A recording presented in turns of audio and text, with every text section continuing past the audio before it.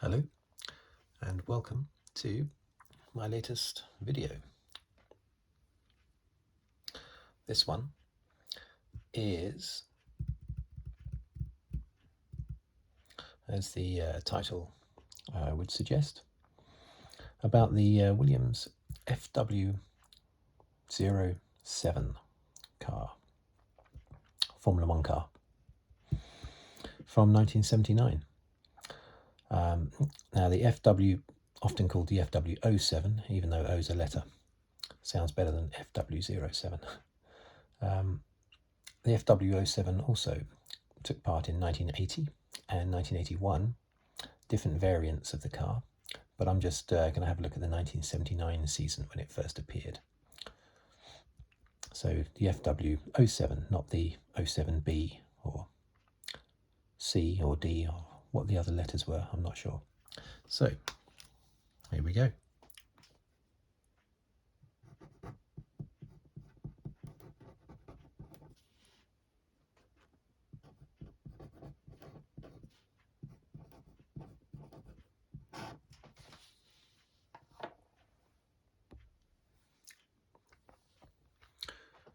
Okay, now this car was Williams' first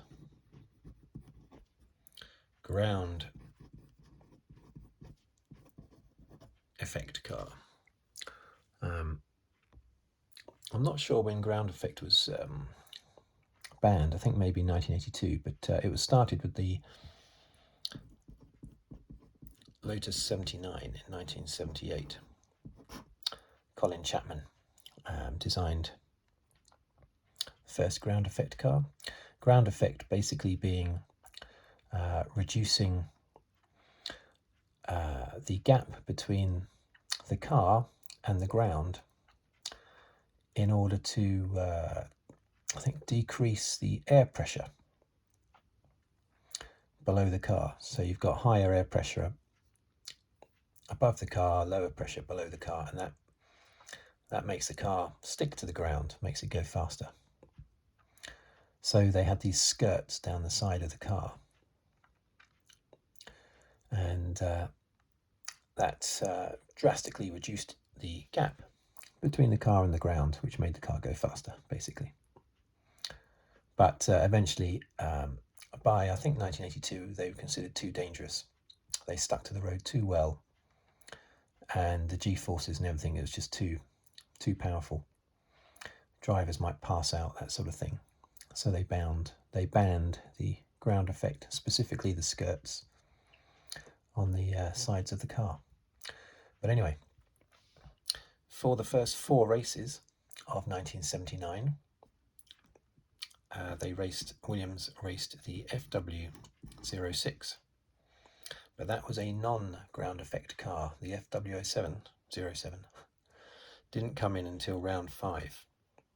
I forget what Grand Prix that was now. French Grand Prix, maybe. Anyway, round 5 onwards, the FW07 ground effect Williams came along. The 2 drivers were, who were the 2 drivers? Alan Jones and Clay Regazzoni. Alan Jones being Australian, Clay Regazzoni being Swiss, with a very big moustache, even for back then, even for the 70s, a very big moustache, Clay Regazzoni. Going into the FW06 proved very unreliable, and they had lots of retirements. It was relatively quick, lots of retirements. So then they brought in the FW07 from round 5 of the championship, and that proved a lot quicker. But they made it even quicker at the British Grand Prix at Silverstone. They reduced the gap between the car and the ground even more so. The skirts, virtually touching the ground on either side of the car. And it made it so quick that Alan Jones put it on pole position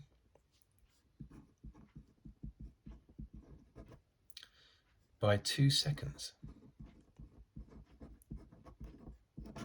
He was 2 seconds quicker at the British Grand Prix at Silverstone than the guy second on the grid. I mean, that's just crazy. And basically, it was down to the ground effect.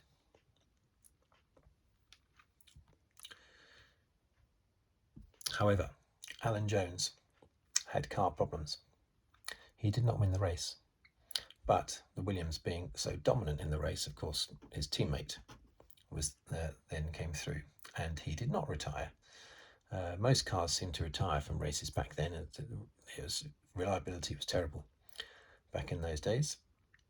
Only until about sort of 15 years ago did reliability really start to improve. 15, 20 years ago. So Clay Regazzoni came through, and that was his last Grand Prix win, I believe. And it was Williams' first ever Grand Prix victory. And of course now they've gone on to win, well, not many recently, of course, but I think they're still third, maybe fourth behind Mercedes now in the all-time list of Grand Prix wins, which I think is McLaren, Ferrari. Well, it was always McLaren, Ferrari, Williams, but I think Mercedes have maybe gone up there into third place now. I'm not sure on that statistic. After the British Grand Prix, the car still dominated, and Alan Jones, not Clay Regazzoni, but Alan Jones, went on to win 4 of the last 6 races of the season. So they ended up with 5 wins in 1979 in total. Totally dominant. However, they'd had such a poor first half of the season that even though they were pretty much totally dominant in the second half, they didn't win the championship. The Constructors' Championship went to Ferrari, 113 points. Second were Williams, 75 points. Well, they came from nowhere in the last 7 races to do that. So they won 5 of the last 7 races, if you include the British Grand Prix. 5 of the last 7, which is very impressive. But the Drivers' Championship went to Scheckter, 51. Second was his teammate, Villeneuve, on 47.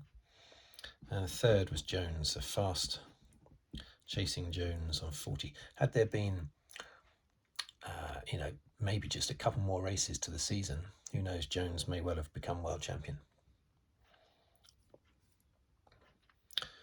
I don't know why Regazzoni wasn't winning loads of races at the end there as well. Maybe he was just a little bit, I think it was his last year in Formula One, was it? The British Grand Prix was definitely his last win, so maybe he was just like, not really in it. But there, Alan Jones, 40 points. Now, they actually, each of them scored more points than that, but back then you had to, I think it was in this particular year, you only counted your best 4 results from the opening 7 races and your best 4 results from the last 8 races. That had to change every year because it wasn't always the same number of races every year, but it was a way of not rewarding consistency, but instead rewarding, high performance, good results. But it made it so complicated and messy. But they still had that all the way up to until 1991, I think. Was it 1990? I think it might have been 1991 was the first year where every point counted. Prior to 1991, it was your best 11 results. For like 10 years before that. Anyway, I digress. I apologise. So the ground effect car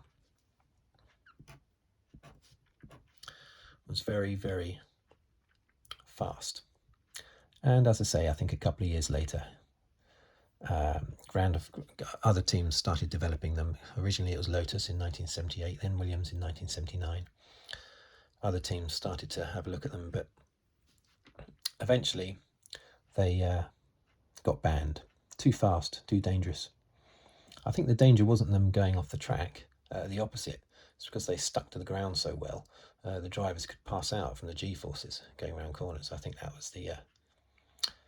please feel free to correct me if I'm wrong, but I think that was the reason that they were banned. Anyway, totally dominant second half of the season for Williams. FW07. Okay. Thank you for watching. Thank you for listening. If you'd like to subscribe, please do so. And I will see you in my next video. Thank you very much.